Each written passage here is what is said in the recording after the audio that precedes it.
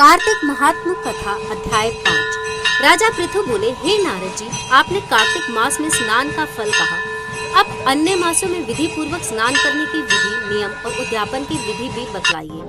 देव ऋषि नारद ने कहा, हे राजन, आप भगवान विष्णु के अंश से उत्पन्न हुए हैं, अतः यह बात आपको ज्ञात ही है, फिर भी आपको यथाचित विधान बतलाता हूँ। आश्विन माह में शुक्ल पक्ष की एकादशी से कार्तिक के व्रत करने चाहिए। ब्रह्म मुहूर्त में उठकर जल का पात्र लेकर गांव से बाहर पूर्व अथवा उत्तर दिशा में जाना चाहिए। उसके बाद जो मनुष्य मुख शुद्धि नहीं करता, उसे किसी भी मंत्र का फल प्राप्त नहीं होता है। अतः दांत और जीभ को पूर्ण रूप से शुद्ध करना चाहिए और मंत्र का उच्चारण करते हुए दातुन तोड़ना चाहिए। वह मंत्र है, हे वनस्पते, आप मुझे आयु, कीर्ति, तेज, प्रज्ञा, पशु, संपत्ति, महाज्ञान, बुद्धि और विद्या प्रदान करो। इस प्रकार उच्चारण करके वृक्ष से 12 अंगुल की दातुन ले। दूध वाले वृक्षों से दातुन नहीं लेना चाहिए। इस प्रकार कपास, कांटेदार वृक्ष तथा जले हुए वृक्ष से भी दातुन नहीं लेना चाहिए। जिससे उत्तम गंध आती हो और जिसकी टहनी कोमल हो, ऐसे ही वृक्ष से दंत दावन ग्रहण करना चाहिए। प्रतिपदा, अमावस्या, नवमी, छठी, रविवार को चंद्र तथा सूर्य ग्रहण में भी दातुन नहीं करना चाहिए। तत्पश्चात भली भांति स्नान करके फूल माला, चंदन और पान आदि पूजा की सामग्री लेकर प्रसन्नचित्त व भक्ति पूर्वक शिवालय में जाकर सभी देवी देवताओं को अर्घ्य, आचमनीय आदि वस्तुओं से पृथक पृथक पूजा करके प्रार्थना एवं प्रणाम करना चाहिए।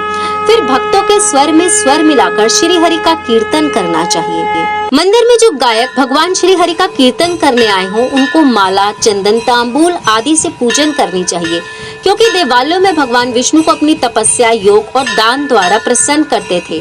परंतु कलयुग में भगवत गुणगान को ही भगवान श्री हरि को प्रसन्न करने का एकमात्र साधन माना गया है। नारद जी राजा पृथु से बोले कि हे राजन, एक बार मैंने भगवान से पूछा कि हे प्रभु, आप सबसे अधिक कहाँ निवास करते हैं? इसका उत्तर देते हुए भगवान ने कहा कि हे नारद, मैं वैकुंठ या योगियों के हृदय में ही निवास नहीं करता, अपितु जहाँ मेरे भक्त मेरा कीर्तन करते हैं, मैं वहाँ अवश्य निवास करता हूँ।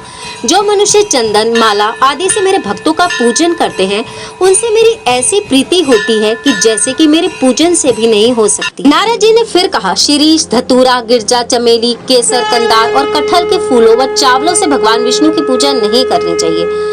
अड़हल, कंद, गिरीज, जूही, मालती और केवड़ा के पुष्पों से भगवान शंकर की पूजा नहीं करनी चाहिए। जिन देवताओं की पूजा में जो फल निर्दिष्ट है, उन्हीं से उनका पूजन करना चाहिए। पूजन समाप्ति के बाद भगवान से क्षमा प्रार्थना करनी चाहिए। यथा, हे सुरेश्वर, हे देव, ना मैं मंत्र जानता हूँ ना क्रिया, मैं भक्ति से भी हीन हूँ। मैंने जो कुछ भी आपकी पूजा की है, उसे पूरा करें। ऐसी प्रार्थना करने के पश्चात साष्टांग प्रणाम करके भगवत कीर्तन करना चाहिए। श्री हरि की कथा सुननी चाहिए और प्रसाद ग्रहण करना चाहिए। जो मनुष्य उपरोक्त विधि के अनुसार कार्तिक व्रत का अनुष्ठान करते हैं, वह